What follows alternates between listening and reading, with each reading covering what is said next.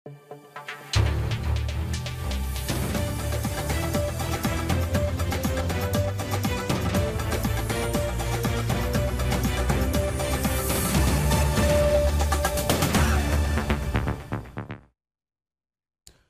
দর্শক, স্বাগত জানাচ্ছি আজকের সম্পাদকীয়তে। সঙ্গে আছে আমি নাজমুস সালেহি।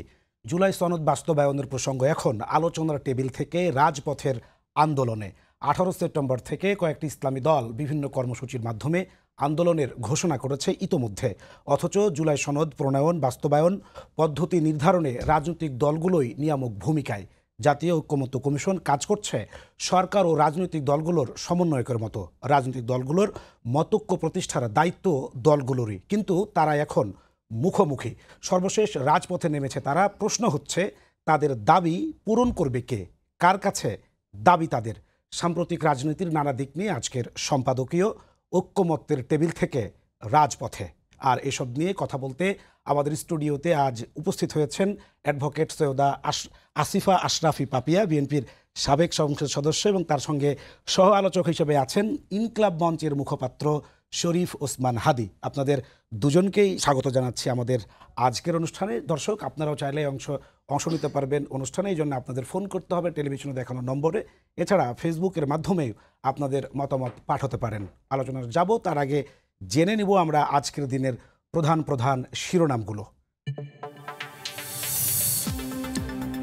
পিয়ার দাবিতে 3 দিনের কর্মসূচি জামায়াত সহ ইসলামী দলগুলোর। বিরোধিতাকারীদের পরিণতি হবে ছাত্র সংসদ নির্বাচনের মতো, হুঁশিয়ারি নেতাদের। যুগপৎ আন্দোলনে যাবে না এনসিপি। আনুপাতিক পদ্ধতিতে নির্বাচনের দাবি মাস্টার প্ল্যানের অংশ, বলছে বিএনপি। জনরাই ছাড়া কিছু করলে গণতন্ত্র ব্যাহতের শঙ্কা, নির্বাচন পেছালে সংকটে পড়বে দেশ। সংসদীয় আসন বিন্যাসের প্রতিবাদে উত্তাল ফরিদপুর। অবরোধ কর্মসূচির পর এবার ভাঙ্গার ইউনো নির্বাচন কার্যালয়ে ভাঙচুর, আগুন। বাগেরহাটে সকাল সন্ধ্যা হরতাল পালন। প্রায় 13,000 জুলাই যোদ্ধা ও শহীদ পরিবারের আত্মকর্মসংস্থানের ব্যবস্থা করবে সরকার। যুব সমাজ সক্রিয় থাকলে দমিয়ে রাখতে পারবে না কোনো বাধা, বললেন প্রধান উপদেষ্টা। এবং শেখ হাসিনার ফ্যাসিস্ট হয়ে ওঠায় বড় ভূমিকা ভারতের। ট্রাইব্যুনালে মাহমুদুর রহমান, বাকি আর 2 জনের সাক্ষ্য। দর্শক, এই ছিল আজকের প্রধান প্রধান শিরোনামগুলো। আমরা আলোচনা শুরু করতে যাই। আমরা আলোচনাটা আসলে আজকে শুরু করতে চাই পাপিয়া আপা আপনাকে দিয়ে। আজকে বিএনপির স্থায়ী কমিটির অন্যতম সদস্য আমির খসরু মাহমুদ চৌধুরী বলেছেন যে রাজপথের যুগ আমরা শেষ করে এসেছি, এখন মানুষকে তার অধিকার ফিরিয়ে দেওয়ার সময়। এমন একটা প্রেক্ষাপটে আসলে জুলাই সনদ সহ আরও 5 দফা দাবিতে জামাত সহ তার আরও কয়েকটি ইসলামী দল আন্দোলনে যাচ্ছে, এবং এই আন্দোলনকে বিএনপি মাস্টার প্ল্যানের অংশ বলছে। আসলে জামাতের এই আন্দোলন কার বিরুদ্ধে? সরকারের বিরুদ্ধে নাকি বিএনপির বিরুদ্ধে? এটা কি সরলীকরণ একটি আন্দোলন নাকি কোনো কি দেখছেন এখানে? তারা যেই পদ্ধতিটাকে সবচেয়ে নিজের জন্য সুবিধা মনে করছে সেটা নিয়ে তারা আন্দোলন করে যদি আদায় করা যায়, তাহলে তারা রাজনৈতিকভাবে ফায়দা হাসিল করতে পারবে, লাভবান হবে। সেই হিসাব করে তারা আন্দোলনের কর্মসূচি দিচ্ছে, এবং সেখানে তাদের কোন কোন বিষয়ে আন্দোলন করছে সেটা তারা নির্ধারণ করেছে, করে সেটা তাদের মতো তারা আগাচ্ছে। আর এখানে নির্বাচন বাংলাদেশে সারা জীবনই একটা সহজ সরল নির্বাচন হয়েছে। 300 সিটে এমপি নমিনেশন এবং এমপি নির্বাচন। তো এইখানে 15 বছর যাবৎ মানুষ ভোটের অধিকারও পায়নি, ভোট দিতেও পারেনি, এবং তরুণ প্রজন্ম তো ভোট দিতেই পারেনি, এবং যারা মৃত্যুর দ্বারপ্রান্তে পৌঁছেছে তারাও 15 বছর ভোট দিতে পারেনি। তো না পারার একটা অব্যক্ত যন্ত্রণা তো সবারই আছে। অর্থাৎ ভোট দেওয়ার মানসিক প্রস্তুতি, মানসিক প্রবণতা সবারই আছে। তবে সেটা স্থিতিশীল, সুষ্ঠু, অবাধ, নিরপেক্ষ যাতে হয়। কোনোভাবেই কোনো ত্রুটি বিচ্যুতি বলে, যেটা ত্রুটি বিচ্যুতি, এটা দুর্নীতি না, এটা করাপশন না, এটা জালজালিয়াতির ভোট না। আমার কথা যে ভোটের ত্রুটি বিচ্যুতি বা থাকবে কেন? এই ভোট নিয়ে 15 বছর যুদ্ধ। 71 সালের মুক্তিযুদ্ধ দেখবেন 69-এর পার্লামেন্টে যারা ছিল কাকে তাদের স্বীকৃতি দিচ্ছে না, দাবি দেওয়ার পূরণ করছে না। এই নির্বাচন নিয়ে তো বাংলাদেশের যত সমস্যা সৃষ্টি লগ্ন থেকে। তো এই জন্য নির্বাচনটা বিতর্কিত কোনোভাবে যাতে না হয়, অনিয়মও যাতে না হয়, এবং ত্রুটিমুক্ত নির্বাচন যাতে হয়, এটা সরকারকে সেই ব্যাপারেই পদক্ষেপ নিতে হবে। এই জামায়াতের যে হচ্ছে যে এই কর্মসূচি ঘোষণা করেছে, এর মধ্যে এই দাবিটিও আছে তারা বলছে। কিন্তু যেটা আপনার কাছে হচ্ছে আমার স্পেসিফিক জানতে চাওয়া, যে জামায়াতের এখন যেই আন্দোলনে সরব হওয়ার যে একটি ঘোষণা এসেছে 18 তারিখ, 19 তারিখ এবং 26 তারিখ, প্রথমে ঢাকায়, তারপরে জেলা পর্যায়ে, এরপরে হচ্ছে উপজেলা পর্যায়ে তাদের হচ্ছে বিক্ষোভ কর্মসূচি। এখন এই সময় জামাতের এই আন্দোলনটাকে রাজপথে নিয়ে আসার, এইটাকে হচ্ছে আপনারা কি মনে করছেন? এইটা এখন নির্বাচনটা তাদের দাবি দেওয়া পূরণ না হলে নির্বাচন আরো পিছালে তারা আরো ফুরফুরা মেজাজে থাকবে, বেশি লাভবান হবে। কারণ বাংলাদেশে অনির্বাচিত অন্তর্বর্তীকালীন সরকার যখনই আসে জামাতকে ফুরফুরা মেজাজেই আমরা 86 সালেও দেখছি, 11-তেও দেখছি, এবং বর্তমানে দেখছি। এটা তো নতুন কোনো জামাতের ইতিহাস না, এটা তো একই চেহারার পুরাতন রূপ, এটাই দেখছি। এখন আন্দোলনটা তারা আনতেছে, তারা রাজনৈতিকভাবে হিসাব নিকাশ করে ওই পদ্ধতিগুলো তাদের জন্য লাভজনক। তাদের সাংগঠনিকভাবে বলেন কিংবা নির্বাচনে জয়লাভের ক্ষেত্রে বলেন, আসন সংখ্যা বেশি পাওয়ার ক্ষেত্রে বলেন, তো যার যার স্ট্র্যাটেজিতে সে সেই হিসাব করছে। না, সেটা ঠিক আছে, কিন্তু পিয়ার হলে জামাতের সুবিধাজনক অবস্থানে থাকবে এরকমটি আসলে কেন সারা মনে করছেন? বাংলাদেশে শুনেন, ছাত্র সংগঠন নির্বাচন দিয়ে জাতীয় নির্বাচন কখনো মূল্যায়ন করা যায় না। আপনি মান্না ভাই, বিপিজিএস বহুত কিছু হয়েছে, মান্না ভাইয়ের রাজনৈতিক সংগঠনটার অবস্থা দেখেন।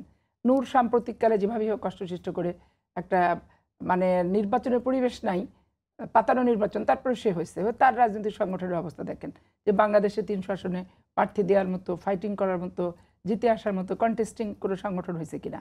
মুজাহিদুল ইসলাম সেলিমও ছিলেন, তার রাজনৈতিক সংগঠনটা দেখেন। যে ছাত্র রাজনৈতিক প্রেক্ষাপট সেটা হচ্ছে একটা, হ্যাঁ আমাদের মানে যেই সংগঠন জিতে তাদের সাথে লেজুর ভিত্তি করতে, যে তাদের আন্দোলনে অংশগ্রহণ করে এবং শিক্ষা প্রতিষ্ঠান থেকে ছাত্ররা তাদের মূল সংগঠনে নেমে যায় আন্দোলনের একাত্মতা ঘোষণা করার, এই পদ্ধতিগুলো আমরা দীর্ঘদিন বাংলাদেশ সৃষ্টির পর থেকে আমরা দেখে আসছি। হয়তো তারও কোনো ব্যতিক্রম হবে না, তারও কোনো ব্যতিক্রম ঘটবে না। তো এইখানে যে ব্যাপারটা, যে ডাকসু নির্বাচনে নির্বাচন অনিয়ম করে হোক, নির্বাচন ত্রুটি বিচ্যুতি করে হোক, কম আওয়ামী লীগের সাথে মিলেমিশে আওয়ামী লীগের ভোট তারা নিলে তো আওয়ামী লীগ পুনর্বাসন হয় না। বিএনপির কোথাও যদি একটা ছবিতে দেখা আওয়ামী লীগের লোক দাঁড়ায় আসে, তাহলে বিএনপির বিরুদ্ধে আওয়ামী লীগ পুনর্বাসনের অভিযোগ চলে আসতেছে। আওয়ামী লীগের হিন্দু ভোটারদের যোগদান করালেও জামাত ইসলামের আওয়ামী লীগ পুনর্বাসন হয় না, এবং আমরা কিছু করতে গেলে আওয়ামী লীগ পুনর্বাসন হয়ে যাচ্ছে।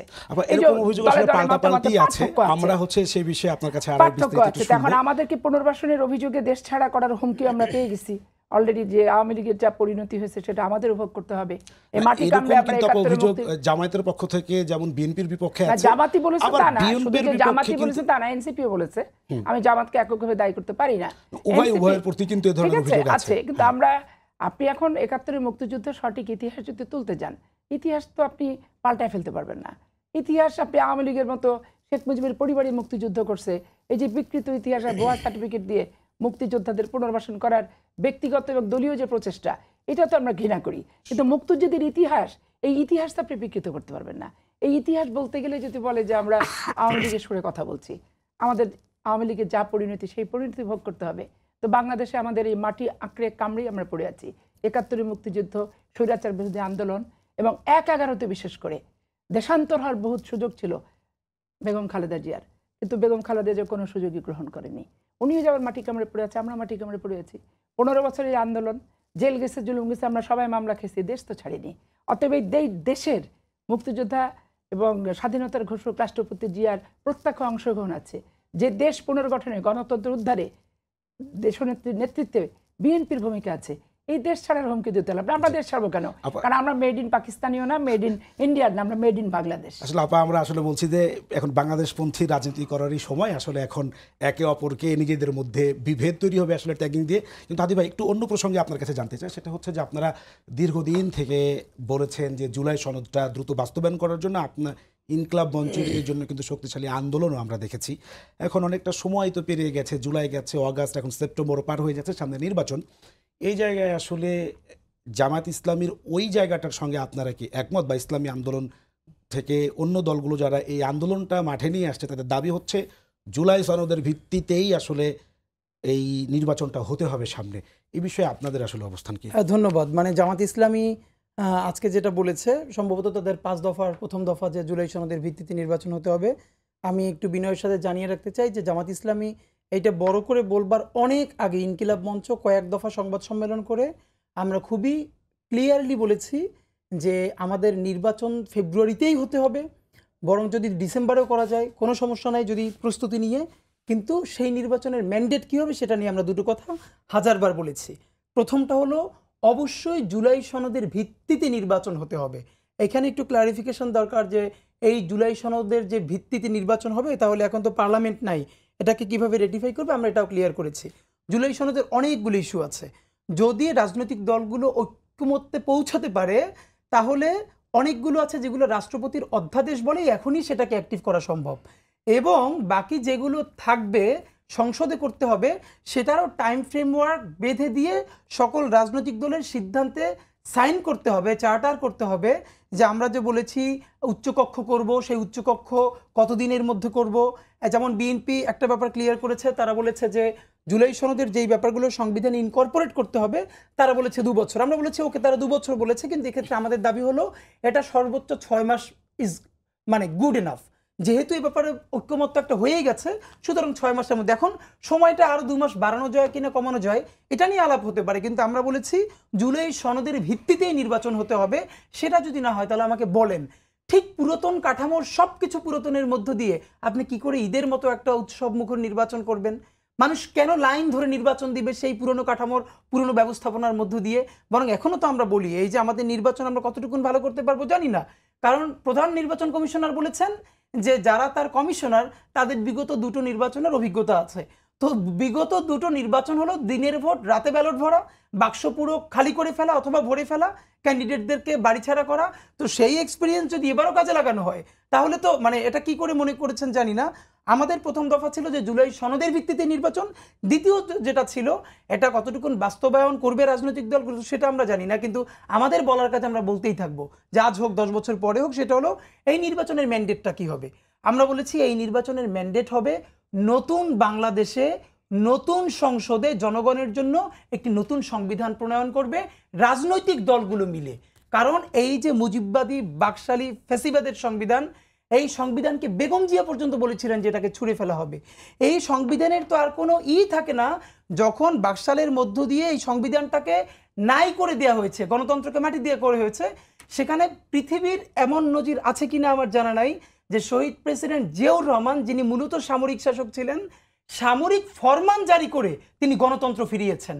তো একজন সামরিক শাসক কতটা আপনি ভাবেন যে গণতন্ত্রায়নের পথে তিনি এতটা মুভ দিয়েছেন, এরপর সংবিধানটাকে কাটাছিটা এখনও যেটা আমি বলতে চাই, এই সংবিধানে বেসিক স্ট্রাকচার রাখা হয়েছে অনেকগুলো যেটা আপনি কোনোদিন হাত দিতে পারবেন না। তো এই সংবিধানের বেসিক স্ট্রাকচারে হাত দিতে পারবেন না, কিন্তু এমন অনেক ব্যাপার আছে জুলাই সনদের মধ্যে ঐক্যমত্য হবে যেটা পরবর্তীতে আপনাকে কি করতে হবে, রেটিফাই করতে হলে ওখানে হাত দিতে হবে। তাহলে যদি আপনি ওই বেসিক স্ট্রাকচার ভাঙতেই পারেন তাহলে একটা নতুন সংবিধান জনগণের, কারণ এই বাংলাদেশের জনগণের সব থেকে বড় কষ্ট কি, এই মুক্তিযুদ্ধের পরে সে নিজের সংবিধান নিজে প্রণয়ন করতে পারে নাই, কারণ যারা সংবিধান তৈরি করেছিল তাদের ম্যান্ডেট ছিল না স্বাধীন বাংলাদেশের সংবিধান করবার জন্য, তাদের ম্যান্ডেট ছিল পাকিস্তান রাষ্ট্রের আনুগত্যের মধ্য থেকে পাকিস্তানের জন্য সংবিধান করা। এবং দ্বিতীয়ত যেটা করেছে তারা সেই একটা গণপরিষদ নির্বাচন দেয় নাই। তৃতীয়ত তারপরে তারা যেটা করেছে, এই সংবিধানের প্রস্তাবনা পর্যন্ত ভারত থেকে লিখে দেওয়া হয়েছে যেটা এখন দুনিয়ার সবাই জানে। চতুর্থত 1973 যে প্রথম কারচুপির নির্বাচন, ভোট চুরির নির্বাচন, যেটা জাতির জনক বঙ্গবন্ধু শেখ মুজিবুর রহমানের নেতৃত্ব হয়েছে, এবং বঙ্গবন্ধুর বিপরীতে যিনি নির্বাচনে দাঁড়িয়েছিলেন তাকে গুম পর্যন্ত করা হয়েছে, এটা মিডিয়া আজ পর্যন্ত কেউ বলে না। এটা হলো বাংলাদেশের পরিণতি। তো সেই সংবিধানকে আমাদের জান পরাণ দিয়ে টিকিয়ে রাখতে হবে। আবার বলা হয় যে দেখেন, আমি আপনাকে বলতে পারবো ফ্রান্সে এখন পর্যন্ত কয়টা রিপাবলিক হয়েছে, মনে হয় 5টা রিপাবলিক হয়ে গেছে। স্বাধীনতার পরে স্বাধীনতা আসছে পৃথিবীর অনেক দেশে, first Republic, second Republic, third Republic. এর মানে কোনো দেশের সংবিধান এটা কোরআন শরীফ বা বাইবেল না। তা আমরা চাই জুলাই সনদের ভিত্তিতে নির্বাচন হবে, সেই নির্বাচনের পরে নতুন বাংলাদেশে নতুন সংসদ একটি নতুন সংবিধান উপহার দিবে। এখন রাজনৈতিক দলগুলোর যে ঐক্যমত্যে পৌঁছানোর যে ব্যাপারটা ছিল সেই জায়গাটা এখন রাজপথে চলে আসছে, তাহলে হচ্ছে না কেন ঐক্যমত্যের? এখন এখানে আমার যেটা মনে হচ্ছে, সবাই যত রাজপথে মানে যেটার পলিটিক্সটা করবে এটা খুবই ক্লিয়ার। যেমন আজকে যেটা বিএনপির তরফ থেকে বলা হয়েছে, সম্ভবত খসরু ভাই বলেছেন আপনি অথবা আর কেউ, যে আমরা রাজপথের পাঠ শেষ করে এসেছি, এখন আমরা জনগণের দিকে যাব। এটা বিএনপির তরফে ভেরি গুড স্ট্যান্ড। এখন যদি প্রশ্নটা উল্টো মতো হতো, ধরেন এই ঐক্যমত্য কমিশন সিদ্ধান্ত নিল পিআর পদ্ধতিতে ইলেকশন করবে, তো তখন বিএনপি কি করতে হতো? বিএনপির তো রাজপথে আন্দোলন করতে হতো। তখন বিএনপিকে কি বলতে হতো? যে আমরা জনগণের ভোটাধিকার বা ইনসাফ নিশ্চিত করবার জন্য আমরা রাজপথে আছি। সুতরাং কারোর জন্য রাজপথে থাকা কমফোর্টেবল, কারোর জন্য রাজপথে না থাকাটা কমফোর্টেবল, যে যার পলিটিক্স টুকুন করবে এটুকুন আমাদের ভেরি ক্লিয়ার। কিন্তু আমাদের একটা বটম লাইন ঠিক করতে হবে, কাউরে পছন্দ না হলে আমরা অন্য দেশে পাঠাই দিব, অমুকের মতো পরিণতি হবে। বিএনপির মতো দলকে বলা যাবে না যেই পরিণতি হাসিনার হয়েছে সেটা বিএনপির হবে না, এইটা বলা যায় না। বিএনপির হাজারটা দোষ আছে, কিন্তু এটা কোনোদিন আওয়ামী লীগের সাথে তুলনা করা যাবে না, এবং এটুকুন আমাদের ন্যূনতম জায়গা রক্ষা করতে হবে। তো এই অবস্থায় তাহলে যদি এখন সেটা বাস্তবায়ন না হয়, তাহলে আপনারা কি নির্বাচনের দাবিতে জুলাই সনদের ভিত্তিতে আপনাদেরকেও কি নামতে হতে পারে? না, আমরা বরং অপেক্ষা করছি এই জন্য যে যেহেতু আবার থার্ড ফেজে ঐক্যমত্য কমিশনের একটা সময় বাড়ানো হয়েছিল, গতকালকে প্রধান উপদেষ্টাও সব দলের সাথে আরেকবার বসলেন। আমরা খুব বুঝবার চেষ্টা করছি উনি আসলে কি মেসেজটা এখানে দিয়েছেন, বা রাজনৈতিক দলগুলো দেখেন পলিটিক্যাল ফেলিওর যখন হয়ে যায় এই ব্যর্থতা তো সবার হয়। বাংলাদেশের রাজনৈতিক দলগুলোর বারবার বুঝতে হবে, আমি হাজারবার বলেছি যে আপনারা রাজপথে আন্দোলন করেন, নিজেরা পলিটিক্যাল ঝগড়াঝাটি যা করেন, কিন্তু বিএনপি, জামাত ইসলামী, এনসিপি, অপরাপর যে ফ্যাসিবাদ বিরোধী বড় দলগুলো, আপনাদের হাই কমান্ডে প্লিজ ন্যূনতম যোগাযোগ রাখেন। আপনাদের প্রচণ্ড ঝগড়াঝাটি কাদা ছড়াছড়ির মধ্য দিয়ে ফ্যাসিস্টরা যেন সুযোগ গ্রহণ করতে না পারে। কারণ এখানে আমাদের প্রতিবেশী থেকে শুরু করে এস আলমের হাজার হাজার কোটি টাকা তারা ওত পেতে বসে আছে ইলেকশনকে যে কোনোভাবে ভণ্ডুল করবার। ইলেকশনের আগে যে কোনো বড় বড় কিছু ক্যারেক্টারকে অ্যাসাসিনেশন করা হবে, দেখবেন গুপ্ত হত্যা করা হবে, যাতে তাদেরকে নিয়ে এমন আমরা শুনতে পাচ্ছি কিছু কিছু হয়তো রাজনৈতিক দল তাদের অবস্থা যদি খারাপ মনে করে তাহলে তার এমনও বলতে পারে যে না, আওয়ামী লীগকে নির্বাচনে লাগবে। তো এটা হলে তো আমরা নিশ্চয়ই আমরা রিয়াকশন দিব। হাদি বলছে যে যদি ঐক্য এবং ফাটল ধরে তাহলে আবার ফ্যাসিবাদ ফিরে আসার হচ্ছে যে পথ তৈরি হবে। আর জামায়াতের আন্দোলনের যে ব্যাকগ্রাউন্ড, সেখানে তারা আবার বলছে যে সেক্রেটারি জেনারেল জামাতের তিনি বলেছেন যদি জুলাই সনদ বাস্তবায়ন না হয়, তার মধ্য দিয়ে পুরনো ব্যবস্থা জারি রেখে যদি একটা নির্বাচন হয়, তাহলে ওই নির্বাচনের মধ্যে ফ্যাসিবাদ ফিরে আসতে পারে। জামাত ইসলাম হচ্ছে কি সবসময় সুবিধাভোগী একটা সংগঠন, যেমন 86 পার্লামেন্টে ছিল জামাত ইসলাম। তো 86 পার্লামেন্টে কি পরিবর্তন তারা আপনাদের করছে? সঙ্গে তো ছিল। আমি বলতেছি, আস্তে আস্তে বলতে দেন আমাকে। তারপর 2001-এর পার্লামেন্টে আমাদের সাথে ছিল, 2টা মন্ত্রিত্ব তাদের দেওয়া হয়েছে। আজ পর্যন্ত কালিমা আমরা লেপন করতে পারিনি, প্রশ্নের উত্তর আমাদেরকে দিতে হয় এই জায়গাটাতে। কিন্তু তারা দেখেন তারা তখন কি পরিবর্তনের সূত্রপাতটা করছে। আবার 2008 সালে যখন 1-11 আসছে, পাল্টি খেয়ে কিন্তু 1-11-র পক্ষে তারা চলে গেছে, এবং তখন বিএনপিকে বিষোদাগার করা, সমালোচনা করা, গাল দেওয়া, এবং বিএনপির একবারে খারাপ একটা সংগঠন আওয়ামী লীগ ঠিক যেভাবে মিডিয়া টিডিয়া কুকুরে প্রচার চলতো, তাদের সাথে একমত পোষণ কিন্তু তারা করে ফেলেছে। এখন তারা সবসময় সুবিধাজনক অবস্থান কোথায়? সকল রাজনৈতিক সংগঠন নিজের ভালো বোঝে, কীভাবে ভালো করে, সেটা ঠিক আছে, কিন্তু তার ভিতরে একটু কম বেশ আছে। একবারে ধরো আমরা 9 বছর যখন আন্দোলন করছি, তারা 86 নির্বাচনে গেছে, তো তার সাথে তো আমার বেসিক কিছু পার্থক্য আছেই। তারপর আমার 2টা মহিলা এমপি তারা নিছে 91 সালে, 91 নির্বাচনে। তারপরে তারা এই মুহূর্তে দরকার তত্ত্বাবধায়ক সরকার দাবি করছে, করে রাস্তাঘাট থেকে শুরু করে বহুত ঘটনা ঘটছে, বাংলাদেশের সব মানুষ জানে। আচ্ছা, তারপর বেগম খালেদা জিয়ার উদারতা দিয়ে 0 আসনে নির্বাচন দিয়ে তত্ত্বাবধায়ক বিল পাশ করছে, সেটাতে তত্ত্বাবধায়ক বিল পাশ করছে, এটা সন্তুষ্ট না। এটা হাসিনা যেমন বলে আমরা বাধ্য করছি, জামাত ইসলাম বলে ওটাতে আমাদের ফরম্যাটে আমরা বাধ্য করছি। এই যে ল্যাঙ্গুয়েজগুলা, এবং বর্তমানে অন্তর্বর্তীকালীন যে সরকারই আসুক, এদের বডি ল্যাঙ্গুয়েজ এবং এদের চেহারা খুব অন্যরকম হয়ে যায়।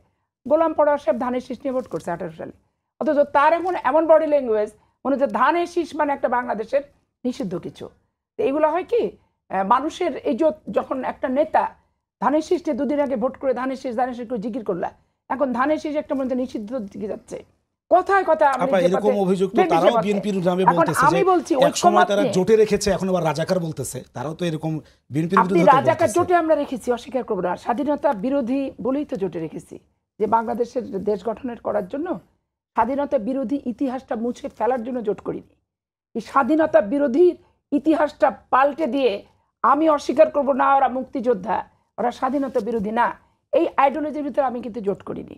আওয়ামী লীগের বিরুদ্ধে আমার জোট দরকার ছিল, আমি করছি।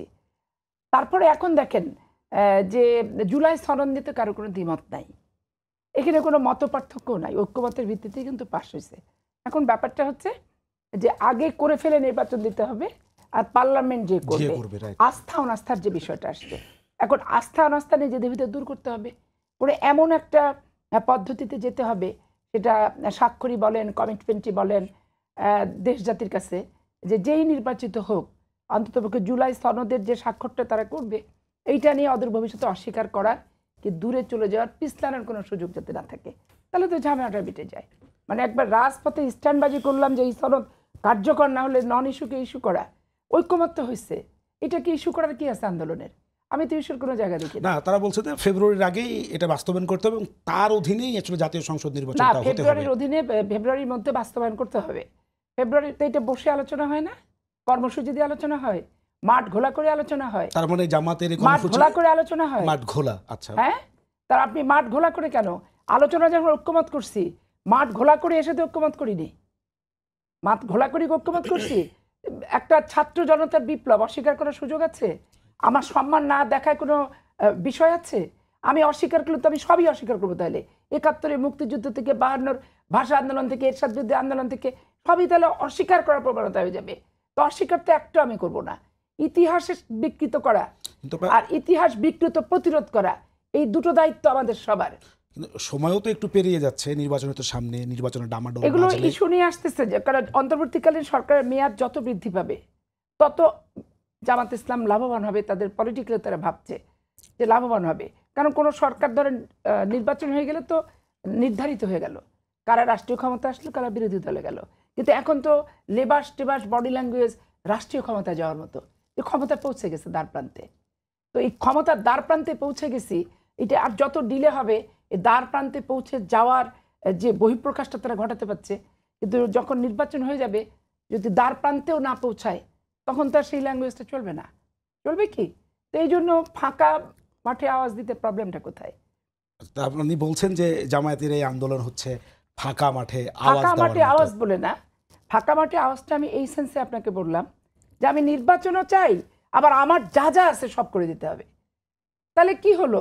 আলটিমেটলি তো নির্বাচন ডিলে হচ্ছে। নির্বাচন না করে তো এত সমস্যা 15টা বছর, এবং যত বাংলাদেশের সমস্যা নির্বাচন কেন্দ্রিক। জুলাই আগস্টের অভিব্যক্তি নির্বাচন নয়, এটা বলে অনেকে, কিন্তু সমস্যা তো নির্বাচনকে কেন্দ্র করে।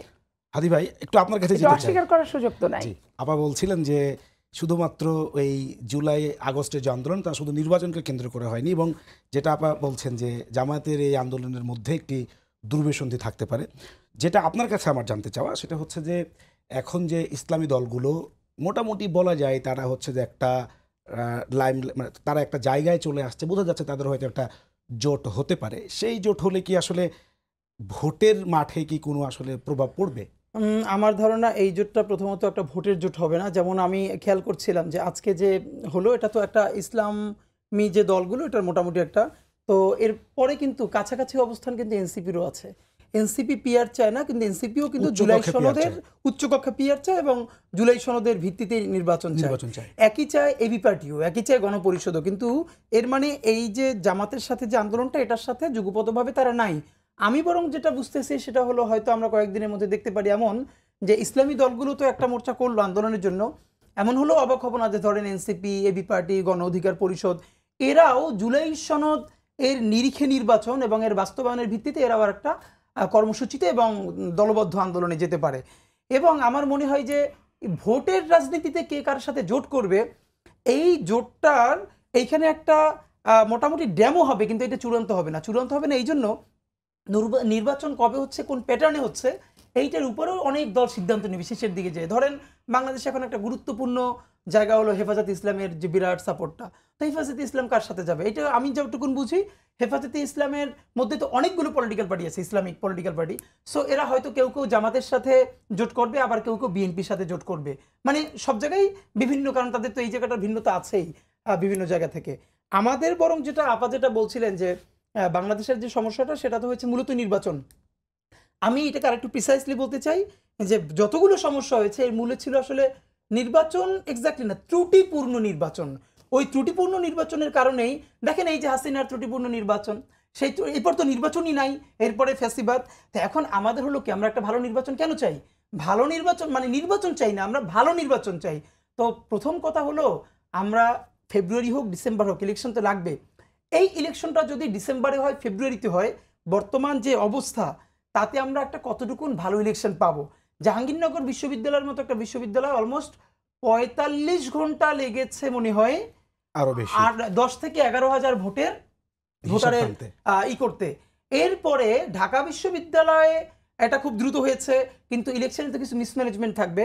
তো আমাদের যে কালচার দাঁড়িয়েছে, ধরেন আমাদের যারা হেরে যাচ্ছেন, তো একটা হলো ইলেকশন মিসম্যানেজমেন্ট, আর একটা হলো ইলেকশন ইঞ্জিনিয়ারিং। তো তো মিসম্যানেজমেন্টকে যখন আপনি ইঞ্জিনিয়ারিং বলে ইলেকশন বর্জন করলেন, তো পরের জাতীয় ইলেকশনেও তো বিএনপি যদি উইন করে, হ্যাঁ, এরপরে বিরোধী এনসিপি জামাত সবাই এই মিসম্যানেজমেন্টগুলোকে ইলেকশন রিগিং, ইলেকশন ইঞ্জিনিয়ারিং বলে সবাই মিলে বর্জন করে, তো তখন আপনি কি করবেন? মানে এখন আপনি বর্জন করছেন, এখন আপনি মিসম্যানেজমেন্টকে ইঞ্জিনিয়ারিং বলছেন, ইলেকশন রিগিং বলছেন, রাইট? তো ঠিক এই টেবিলটা আপনার দিকে ঘুরে যদি দেয় 4 মাস পরে জাতীয় নির্বাচনের সময়, দেখবে বিএনপি বিজয়ী হচ্ছে, সবাই মিলে বলবে যে ইলেকশন রিগিং হয়েছে, ইঞ্জিনিয়ারিং হয়েছে, আমরা মানি না, বর্জন করলাম। তখন আপনি আবার কি ফিলোসফি দাঁড় করাবেন? সুতরাং আমাদের একটা কমন জায়গায় দাঁড় করাতে হবে, আমাদের একটা ভালো ইলেকশন লাগবে। তো আজ ভাই, ভালো ইলেকশনের জন্য তো হচ্ছে যে আপনার ফ্রি ফেয়ার এবং হচ্ছে যে লেভেল প্লেইং ফিল্ড, সবার জন্য সমান অধিকার। আপনি ইতোমধ্যেই ঘোষণা দিয়েছেন, আমরা সামাজিক যোগাযোগ মাধ্যমে জানতে পেরেছি যে আপনি ঢাকা 8 আসন থেকে স্বতন্ত্র নির্বাচন করবেন। সেই ঘোষণা দেওয়ার পর আসলে আপনি ভোটের মাঠের পরিস্থিতি আসলে কি বুঝছেন, যে আপনি কি সন্তুষ্ট সার্বিক বিষয়ে? না, এখন ধরেন লেভেল প্লেইং ফিল্ড তো অনেক ধরনের, যেমন একটা হলো আমরা যখন একদম ফুল সুইং তফসিল ঘোষণা হয়ে যাবে, তফসিলের পর দলগুলো কোথায় কোথায় যাচ্ছে, ধরেন কেউ একটা 2টা দল কোন একটা স্কুলে গিয়ে ক্যাম্পেইন বা কলেজ বা ইউনিভার্সিটিতে ক্যাম্পেইন করবার সুযোগ পেল, আর 2টো দল সেই কলেজে ঢুকবার চান্স পেল না, এর মানে এখানে তো সমস্যা শুরু হবে। কিন্তু এখন যেটা আছে, এখন দেশে একটা এই অর্থে লেভেল প্লেইং ফিল্ড আছে, সেটা হলো সবাই কথা বলতে পারছে। দেখেন, মানে বিএনপি হোক, জামাত হোক, এনসিপি হোক, সবাই কিন্তু কথা বলতে পারছে, এর মানে কথা বলার ক্ষেত্রে লেভেল প্লেইং ফিল্ড আছে। কথার কারণে কেউ মনে হয় মাজলুম হচ্ছে না, ঝগড়া হচ্ছে হোক না, মানে চূড়ান্ত পর্যায়ে খারাপ কিছু না হওয়ার আগে কিছু পলিটিক্যাল বিউটি তো থাকবে। তো আমরা যেটা মনে করি, আমাদের ইলেকশন বা আমি যে স্বতন্ত্র ইলেকশনটা করতে চাই, এটা তো একটা ভিন্ন জায়গা থেকে, যে আমরা যে এই যে তরুণদের হাত ধরে একটা ঐতিহাসিক গণ অভ্যুত্থান হলো, সুতরাং তরুণদেরকে রাজনীতির সামনে আনা এবং আস্তে আস্তে করে উৎসাহিত করা, এইটা হলো আমাদের মূল টার্গেট। সুতরাং আগামী যে সংসদটা হবে, আমরা বরং বিএনপি, জামাত ইসলামী সবাইকেই বলতে চাই, বিএনপির মধ্যেও তো নিশ্চয়ই তরুণরা আছে, ছাত্রদল আছে, জামাত, সবার মধ্যে সবার একটা স্টেপ গ্রহণ করা দরকার, যে তাদের অন্তত 1/3 মেম্বার যেন তরুণদের মধ্যে থেকে থাকে। কারণ এখন পর্যন্ত আমাদের বাংলাদেশের মূলধারার রাজনৈতিক দলগুলোর সমস্যা, তারা তরুণদের ভাষা পড়তে জানে না এবং বুঝতে চেষ্টাও করে না। কেউ যদি বুঝাতে চায় তাকে সে বেয়াদব মনে আমরা করে। আপনাকে একটু থামাতে চাই এখানে, একটু পাপি আপার কাছে একটু আসতে চাই। আপা, হাদি বলছে যে তরুণদের মনের ভাষা রাজনৈতিক দলগুলো পড়তে পারে না, বুঝতে পারে না। বিএনপি কি বুঝতে পারে, পড়তে চেষ্টা করছে? বিএনপি তরুণদের ভাষা নমিনেশন দেখে বোঝা যাবে, কারণ নমিনেশন শুধু তরুণ না, এখানে ত্যাগীর প্রয়োজন আছে, কন্ট্রিবিউশনের প্রয়োজন আছে, এবং দল করার যে একটা, করে আসার যে একটা প্রশিক্ষণ এবং শিষ্টাচার, এই জিনিসটা থাকতে হবে। আজকে তরুণ বাট হচ্ছে আমার দল করেনি, আমি নিয়ে আসলাম, নমিনেশন দিলাম, তা আমি তাকে, সে আমার দলের প্রতি কতটুকু মমত্ববোধ থাকবে, আমার দলের দুর্দিনে তাকে আমি কোথায় পাবো? বিএনপির জীবনে একা আসছে, সবচেয়ে ক্রুশিয়াল জিনিসগুলো বিএনপির জীবনে আসছে, কিন্তু তো এই প্রত্যেকটা ক্রুশিয়াল মোমেন্টকে আমি যদি আমার শিক্ষা হিসেবে না নিই, তাহলে আমার তো শিক্ষা হবে না, তাই না? তা আমাকে, আমরা এই যে ক্রুশিয়াল মোমেন্টগুলো আসছে, অনেক তরুণকে নমিনেশন দেওয়া হয়েছিল, কিন্তু 1/11 দেখেন সবাই মামলার বাদীও হয়ে গেছে, এরকমও কিন্তু দেখা গেছে। আবার শেখ হাসিনা অনেক তরুণকে নমিনেশন দিছে, থানার ছাত্রলীগের সভাপতিকে নমিনেশন দিছে। আবার দেখেন সে যখন বিপদে পড়ছে, সুযোগ পেলে পাল্টি পুল্টি খেয়ে যাবে। এখন এখানে ত্যাগী এবং নিবেদিত, স্যাক্রিফাইস, কন্ট্রিবিউশন, আমি রাষ্ট্রের জন্য ত্যাগ করতে পারবো কিনা, আমি গণতন্ত্রের জন্য জীবন উৎসর্গ করতে পারছি কিনা। আপনি বলছিলেন আমার যে সাথে যখন আরেকজন দেবে, সে তরুণ আমার চেয়ে হয়তো, কিন্তু আপনি কিন্তু আমার বলছিলেন সাথে যে কন্ট্রিবিউশনটা নাই। শিক্ষা নেওয়ার বিষয়টা আপনি বলছিলেন, যে আমরা যদিও হচ্ছে একটু ভিন্ন প্রসঙ্গ, যে ডাকসু এবং জাকসু নির্বাচনে যেটা হলো যে পরাজয়ের পর আবার একইভাবে বলা হচ্ছে যে বিএনপির পক্ষ থেকে যে নির্বাচন ইঞ্জিনিয়ারিং হয়েছে অথবা হচ্ছে নির্বাচন কারচুপি হয়েছে ইত্যাদি অভিযোগ। তো এখান থেকে আসলে মানে কেন, মানে যারা বিএনপির সুধীজন, যারা শুভাকাঙ্ক্ষী, তারা বিএনপিকে পরামর্শ দিচ্ছে যে একই রকম অভিযোগ না এনে কেন আসলে এরকম একটা পরাজয় হলো, সেই জায়গাটা থেকে শিক্ষা নিয়ে সেগুলো ঘুরে না, দাঁড়ানো। সেটা তো শিক্ষা আমরা তো অবশ্যই নেব, সেটা তো আমরা শিক্ষা পর্যালোচনা করে জাতির কাছে একবারে বিবৃতি বর্ণনা দিয়ে তো, আর মাইকে ঘোষণা দিয়ে জনসভার মাধ্যমে তো শিক্ষা নেওয়া যাবে না। জি, শিক্ষা নেওয়া যাবে কি, কারণ আমরা 15 বছর ক্যাম্পাস থেকে বিতাড়িত, আমরা আওয়ামী লীগের সাথে তাল মিলায় নিজের ট্র্যাক চেঞ্জ করে, লেভেল চেঞ্জ করে, কালার চেঞ্জ করে মিশে তো আমি পার্টি করিনি। তো হুট করে একটা নির্বাচন আসলো, আমি ক্যাম্পাসে ঢুকে তো সাব্যস্ত হতে পারলাম না, কে সাধারণ ভোটার, কে আমার ভোটার, কে কার ভোটার নির্ধারণ করা ডিফিকাল্ট। জামাত ইসলামের সুবিধাটা হচ্ছে বর্ণচড়াভাবে গুপ্তচড়া রাজনীতি করে, তারা আওয়ামী লীগেরও ভোট পাবে, তারা আওয়ামী লীগ নিষিদ্ধ হলেও তাদের ওই আওয়ামী লীগ ওরিয়েন্টেড ভোটগুলো পাওয়ার ক্ষেত্রে আওয়ামী লীগ তো তাদের বৈধতাকরণ হয় না, শুধু বৈধতা আমরা দিচ্ছি। ম্যান্ডেট আমরা দিচ্ছি, একচিটি অভিযোগ একবারে সোশ্যাল মিডিয়া থেকে শুরু করে মানে জামাত ওরিয়েন্টেড যে বুদ্ধিজীবীরা আছেন, টকশো থেকে, লেখনী থেকে, মনের ভাষা থেকে, সব তীর দেখেন শুধু বিএনপির বিরুদ্ধে, একবার অভিযোগের তীর। অথচ বিএনপির বাস্তবতাটাকে বোঝার চেষ্টা করছে না যে বিএনপি আন্দোলনের সাথে কখনো বিশ্বাসঘাতকতা করেনি, বেইমানি কখনো করেনি, কারোর রক্তকে অবমূল্যায়ন বিএনপি করেনি, সে ইতিহাস নাই। আজকে জিয়াউর রহমানের মতো জাতীয়তাবাদী কে আছে? তাকে আওয়ামী লীগকে নিয়ে আসার কারণে 15 দিনের মাথায় শেখ হাসিনা আনার পর সে মারা গেল। এটা কিভাবে নিহত হলেন? ভারতীয় আধিপত্যবাদের বিরুদ্ধে একমাত্র সোচ্চার ব্যক্তি হওয়ার কারণেই কিন্তু ওনাকে মেরে ফেলা হলো। তাহলে আমরা তো আমাদের নেতা হারিয়ে, তারপর বেগম খালেদা জিয়ার কথা চিন্তা করেন, আজকে জেল জুলুম কত কিছুর পর দেশের মাটি ছাড়ছে। 1/11 তাকে হেলিকপ্টার বিমান ভাড়া করা হয়েছে তুলে দিবে, তো সে তো কোনোভাবেই যায়নি, দরজা লাগায় পড়ে থেকেছে। তাহলে এই যে ব্যাপারগুলো, এটা বিএনপিকে বুঝার ক্ষেত্রে বুঝতেই চাচ্ছে না বিএনপির অবস্থাটা। সমালোচনার এত ব্যাপক তীর, আপনি কয়টা তীর মোকাবেলা করবেন? আসল জায়গা থেকেই তো আপনি সরে আসতে হচ্ছে। মানে এত আনুষঙ্গিক উপসর্গ, সেখানে আমার মৌল জিনিসটাকে নিয়ে গবেষণা এবং সেই জায়গায় যে আমি মনস্থির করবো, তত মানে এমন একটা ব্যাপার হচ্ছে মনে হচ্ছে বাংলাদেশ বিজয় হয়ে গেছে ডাকসু বিজয় হয়ে। আপনি অনিয়মের কথা বাদ দেন, জাহাঙ্গীরনগর বিশ্ববিদ্যালয়ের শিক্ষিকারা যে কথাগুলো বলছে, এগুলো কি সবই আপনি দল ধরে নেবেন? একটা ভোটার লিস্ট হবে, ছবি কেন থাকবে না? একটা ভোটার আসলো না, তার পরিবর্তে কে ভোট দিচ্ছে? কেন সুনির্দিষ্ট থাকবে না? এত সাপ্পাসিল, এত জাল ভোট, এত ভোটার বিন, এরপরও কি এই সরকার এবং বিশ্ববিদ্যালয়ের প্রশাসন একটা স্মুথ ভোট করার অভিযোগের আঙ্গুল তীর যাতে না ওঠে কেন ব্যবস্থাটা করলো না? তড়ি ঘড়ি করে জাতীয় নির্বাচন আমরা চাচ্ছি, আপনারা বলতেছেন যে তড়ি ঘড়ি করে আমি ঢুকতেই পারলাম না হলে, ক্যান্টিনে ভাত খেতেই পারলাম না, ডাইল আমি মিশাতেই পারলাম না, সেখানে আপনি ভোট দিয়ে দিলেন। তা আমার প্রস্তুতির কি আছে, ব্যর্থতারই কি আছে? আর তারা তো ধরেন আছেই, তারা তো ক্যাম্পাস থেকে বিতাড়িত হয়নি, ছলে বলে কৌশলে চোরাগপ্তায় থেকে গেছে। তো তাদেরটা আমাদেরটা, এই যে 15 বছরের যে পার্থক্য, এটা আপনি 2 মাসে 3 মাসে কিভাবে কি করবেন? এটা সম্ভব না। তো শিক্ষার যে ব্যাপারটা আপনি বলছেন, প্রত্যেকটা বিষয় থেকে আমরা শিক্ষা নিই, শিক্ষা নেই জন্য এই যে স্বৈরাচারী হব না এই কথাটা বলতে পারি। তো বলতে যে পারি, আস্থা জনগণ পায় না। জনগণ আস্থা পেলেও রাজনৈতিক দলরা আস্থা পাচ্ছে না, কারণ মনে করে যে যায় লঙ্কায় সেই হয় রাবণ। তা আমি রাবণ হতে চাই না, আমি লঙ্কায় যাব কিনা, আমি স্মুথ পথ চাই যাতে সবাই লঙ্কায় যাওয়ার চেষ্টাটা সুন্দরভাবে করতে পারে, ফ্রি অ্যান্ড ফেয়ার ভাবে। ওকে, আপনারা বুঝতে পেরেছি। আমরা একটু হাদি ভাই আপনার কাছে যেতে চাই। আপা বলছে যে যেই যায় লঙ্কায় সেই হয় রাবণ, তার মানে হচ্ছে যে জনগণ আস্থা, মানে রাজনৈতিক দলগুলোর মধ্যেই পরবর্তী সময়ে আস্থাহীনতার সংকট, যে আসলে সে গিয়ে আবার স্বৈরাচার হয়ে উঠবে কিনা, অথবা এই মানে জুলাই সনদ বাস্তবায়ন না হলে স্বৈরাচার হয়ে ওঠার প্রবণতা আছে। আপনারাও কি আসলে রাজনৈতিক দলগুলোর প্রতি আস্থা রাখতে প্রবাদ পারছেন আছে না? না যে ঘর পোড়া গরু সিঁদুরে মেঘ দেখলে ডরায়। বাংলাদেশের জনগণের হয়েছে কপাল খারাপ, এবং বাংলাদেশের জনগণের কপালে এমনই খারাপ যে শহীদ প্রেসিডেন্ট জিয়াউর রহমানের পরে সে প্রকৃত অর্থে আর কোনো স্টেটসম্যান পায় নাই। স্টেটসম্যান যাকে বলে, পলিটিশিয়ান সে অনেক পেয়েছে, স্টেটসম্যান পায় নাই।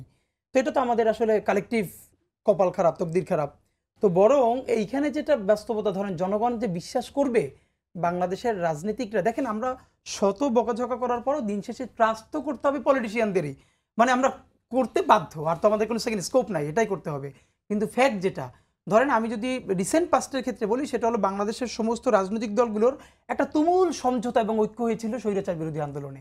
এই স্বৈরাচার বিরোধী আন্দোলনে একদিকে স্বৈরাচার, বাকি বিএনপি, আওয়ামী লীগ সবাই মিলে কিন্তু একটা পলিটিক্যাল কনসেনসাস তৈরি করেছিল, এবং তারা যে ঐক্যের রূপরেখা প্রণয়ন করেছিল। এরপরে স্বৈরাচারের পতন হলো।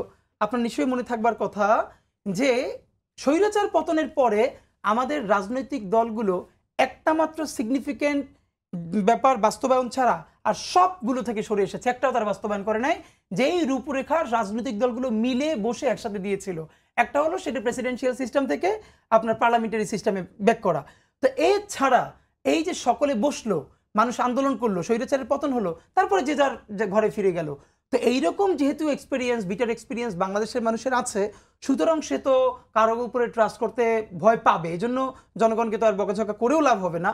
এখন আমাদের কাজ হলো দুটো রাজনীতিবিদরা বারবার ট্রাস্টের পরীক্ষা দিতে থাকবেন। বরং জুলাইয়ে কি কাজ হয়েছে, জুলাইয়ের অর্জনটাকে, সেটা হলো আমরা যে কাউকে আঙুল তুলে প্রশ্ন করতে পারি, এবং যার দিকে আপা বলছে না যে বিএনপির দিকে এত তীর, কয়টা তীর, তো ব্যাপার হলো আপনি ধরেন যদি ঢিল ছুঁড়ে মারেন একটা বাগানের মধ্যে কোন ঢিল মানে কোন গাছটায় সব থেকে বেশি ঢিল পড়বে, যেই গাছটায় ফল বেশি অথবা যেই গাছটা অনেক বড় মানুষকে ছায়া দেয়। বিএনপি হলো বাংলাদেশের সব থেকে বড় রাজনৈতিক দল, সুতরাং তার প্রতি তো বেশি ঢিল পড়বে। এখন তার কাজ হলো দুটো, সে চাইলে ওই দ্বিগুণ শক্তিতে ঢিল ফেরত দিতে পারে, আর একটা হলো না যে আমি বড় হিসেবে উত্তর দেওয়ার চেষ্টা করি। বিএনপিকেই প্রমাণ করতে হবে, আমরা চাই সেটা করুক। দেখেন বিএনপি শত সমালোচনার পরে হাজারবার আমরা বলেছি বিএনপি ফেল করলে সে ডুবলে একা ডুববে না, সে তো পুরো বাংলাদেশকে নিয়ে ডুববে। কারণ এই বিএনপি হলো বাংলাদেশপন্থী রাজনীতির সব থেকে বড় জায়গাটা, যাদের ঢাকার বাইরে আর কোনো কেবলা নাই, পলিটিক্যাল কেবলা। এখন এটা যদি কালেকটিভলি ফেল করে, সেই ফেলিওর তো আমাদের সবার। এই জন্য আমরা যেটা বলি যে বিএনপিকে আমাদের, আপা যেটা বলছিলেন না, একটু বলি যে শহীদ জিয়ার রাজনীতির কথা। আমার বরং এখন মন খারাপ হয় যে প্লিজ যে বিএনপির মধ্যে এখন নতুন একটা বিএনপি যারা কোনোদিন আন্দোলন সংগ্রামী ছিল না, কষ্ট করে নাই। আপনি কিন্তু ইদানিং ফেসবুকে স্ট্যাটাস দিয়েছেন, আমি দেখছি যে বিএনপি শহীদ জিয়ার আদর্শে ফিরিয়া যাও। এই আমরা তো এটা বারবার বলছি যে যেই বিএনপি শহীদ প্রেসিডেন্ট জিয়াউর রহমানের বিএনপি, বেগম জিয়ার বিএনপি, তাদের মধ্যে কেউ কেউ এখন এমন একটা ইসলামোফোবিক বিএনপি করবার চেষ্টা করছে। তো এটা তো আমরা খুব পরিষ্কার বুঝতে পারতেছি যে যার আমি নাম বলছি না, কোনো একজন বড় রাজনীতিবিদ, বিএনপির বড় নেতা, তার মেয়ে অস্ট্রেলিয়ায় থাকেন, তিনি কোনোদিন ফেসবুক প্রোফাইলটা পর্যন্ত আনলক করেন নাই, লক করে রেখেছেন। তার বাবা যে একটা বড় রাজনৈতিক দলের এত বড় নেতা সেটা পর্যন্ত বলেন নাই, কিন্তু এখন বিরাট করে তারা এমন এক্সপোজার নিয়ে হাজির হচ্ছেন, বাংলাদেশপন্থী কেউ কোনো কথা বললেই সেটা তাদের চিন্তার বাইরে গেলেই তাকে জামাতি বলা হচ্ছে। তো আপনারা এরকম কয়জনকে জামাতি বলবেন? তো এই যে যারা ইভেন তারেক রহমানকে দেশে আসার ক্ষেত্রে বিএনপির কোন গ্রুপ বাধাগ্রস্ত করছে এটুকু আমরা যে একদম জানি না তা কিন্তু না, তাকে ভয় দেখানো হচ্ছে বারবার যে প্লিজ আপনি আইসেন না, এটা হবে সেটা হবে। এবং তারেক রহমান সাহেব না আসলে এই বিএনপিকে নিয়ে তাদের সাথে বাণিজ্য করা সম্ভব হয়, এরকম ইস্যুস কিন্তু আছে। তো আমরা প্রত্যাশা করছি অতি শীঘ্রই তারেক রহমান সাহেব দেশে ফিরবেন এবং উনি এই বাণিজ্য নষ্ট করে দিবেন। আপা একদম 1 মিনিটে একটু বলবেন তাহলে, এই যে বিএনপি বড় দল, দায়িত্ব তার বেশি, যতই অভিযোগের তীর আসুক সবকিছু সামাল দিয়ে আস্থা অর্জনের জায়গাটা বিএনপিকেই আরো আগ বাড়িয়ে মানুষকে আশ্বস্ত করার যে ব্যাপারটা হাদি বলছিলেন, সেই জায়গায় আসলে বিএনপির এখন কি করণীয় বা বিএনপি কি করছে? এই আওয়ামী লীগ বিতাড়িত হওয়ার পরে আমরা টিট ফর ট্যাট করছি না, ঢিলের পরিবর্তে পাটকেল মারছি না, কিন্তু এটা আপনি খুব ভালো করে দেখেন। 2-4টা কথার উত্তর না দিলেই নয়, যত উগ্র বডি ল্যাঙ্গুয়েজই দেখ না কেন স্বাভাবিক সাবলীলভাবেই দেওয়ার চেষ্টাটা আমরা করি প্রথমত। আর দ্বিতীয়ত আমাদের জেনারেশন হচ্ছে অরিজিনাল বিএনপি 80-র দশক, এটা আমরা একবারে রাজপথ থেকে উঠে আমরা আসছি এবং আমরা ওই 15 বছরের 9 বছর মাঠের ভিতরে আমাদের জীবন কিন্তু কেটে গেছে। তা আমাদের এই যে স্যাক্রিফাইস আমরা খুব কষ্ট পাই যখন খুব বিকৃতভাবে উপস্থাপন করা হয়। আর বিএনপি এমন একটা দল, এটা ইসলামিক মূল্যবোধ বিরোধী দল কিন্তু না, কারণ বিসমিল্লাহির রহমানির রহিম সংবিধানে বিএনপি কিন্তু সংযোজন করেছে এবং আল্লাহ তাআলার প্রতি আস্থা এবং বিশ্বাস এটা কিন্তু বিএনপি সংযোজন করেছে। এবং বিএনপি ক্ষমতা আসলে ইসলামিক দলগুলোর তারা তাদের স্বাধীন জীবনযাপন করতে পারে এবং মধ্যপ্রাচ্যের যত সাহায্য অনুদান মসজিদ মাদ্রাসা গোরস্থান কেন্দ্রিক নির্বিঘ্নে তারা ভোগ করতে পারে। অতএব ইসলামিক কোনো ব্যক্তি কোনো সংগঠন বিএনপির তার আঘাতপ্রাপ্ত হয়েছে মূল্যবোধে, এইটা বললে দল থাকে ভাই, এইটা বললে আমার স্যাক্রিফাইসটা থাকে। এত অবমূল্যায়নের উত্তর আমি কি দিয়ে দেব? আমাকে নির্বাকভাবে তন্ময় দৃষ্টিতে বধিরের মতো তাকায় থাকা ছাড়া আমার কোনো পথ কিন্তু থাকে না। যে এত ইতিহাস বিকৃত কি করতে হয়? আজকে হেফাজত ইসলাম ইনারা কম কষ্ট করলো, পার্লামেন্ট থেকে শুরু করে রাজনৈতিকভাবে আমরা তাদের সপক্ষে কিভাবে স্ট্যান্ড নিছি। জামাত ইসলামের যুদ্ধ অপরাধীর বিচার যখন করছে, কয়টা জামাতের নেতারা বক্তৃতা দিচ্ছে? পার্লামেন্টে 2জন ছিল, একটাও দেয়নি। আমি যেভাবে দিছি, আমরা যেভাবে দিছি, টকশো দিগন্ত টিভিতে কে গেছে? আমরাই গেছি। ইন্টারন্যাশনাল ক্রাইম ট্রাইব্যুনাল অ্যাক্ট 1983-73 কিভাবে বরখেলাপ হলো, সাক্ষীগুলোর অসংলগ্নতা কি এবং তথ্য প্রমাণ ছাড়াই কিভাবে ফাঁসির কাজটা ঝুলালো। বিএনপি ছাড়া কে ছাপাই গেছে? বিএনপি ছাড়া ত্রুটিগুলো কে ধরছে? শিশির মনির কোনো টকশো করছে? তাজুল ইসলাম কোনো টকশো করছে? এই গোলাম পরোয়ার কোনো টকশো করছে? পার্লামেন্টে কোনদিন বক্তব্য রাখছে? আজাদ সাহেব আমাদের সাথে এমপি ছিল, ধাক্কা মেরে বলতে পারি না যে ভাই আমরা যে এত বলছি আপনি উঠে বলেন ভাই আমরা আপনাকে সাপোর্ট দিচ্ছি, মানে তুলতে পারি না, চাটতে পারি না, এরকম পরিস্থিতি।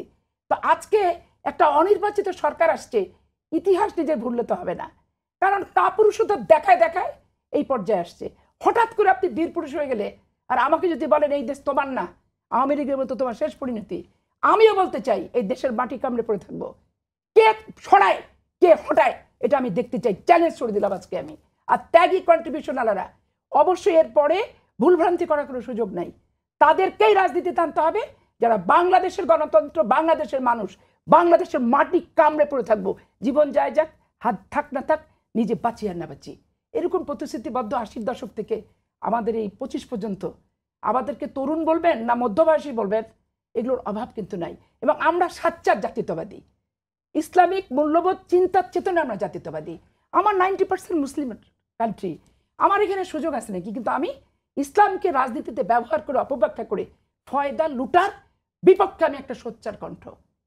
ইসলাম মুসলমানদের ধর্ম, কোনো রাজনৈতিক দলের ব্যক্তিগত স্বার্থ চরিতার্থ করার হাতিয়ার হিসেবে এত মহান ইসলাম ব্যবহৃত হতে পারে না। এখানে চরম আপত্তি আমার আছে। আমরা একেবারে শেষ পর্যায়ে চলে আসছে হাদি ভাই, যেটা হচ্ছে যে আপনারা তো প্রেশার গ্রুপ, কিন্তু রাজনৈতিক দল নয়। এই যে এরকম একটা পরিস্থিতি আসলে রাজপথ এবং হচ্ছে যে মুখোমুখি বলা যায়, কেউ বলছেন নির্বাচনের পরে নতুন সরকার এসে সেটা করবে, আর কেউ সেইটাকে করার জন্য আগেই হচ্ছে রাজপথে আন্দোলনে যেতে চায়। আপনারা প্রেশার গ্রুপ হিসেবে এই রাজপথের যেই আন্দোলন সেটাকে মিনিমাইজ করে জায়গাটা আপনারা সৌন্দর্য করার জন্য আপনাদের পক্ষ আমরা থেকে- বরাবর আগেও যেটা চেষ্টা করেছি, তখন বিএনপি, জামাত ইসলামী, অপরাপর অন্যান্য দল থেকেও সহযোগিতা পেয়েছি, এবারও এভাবে সহযোগিতা পাবো বলেই প্রত্যাশা করছি।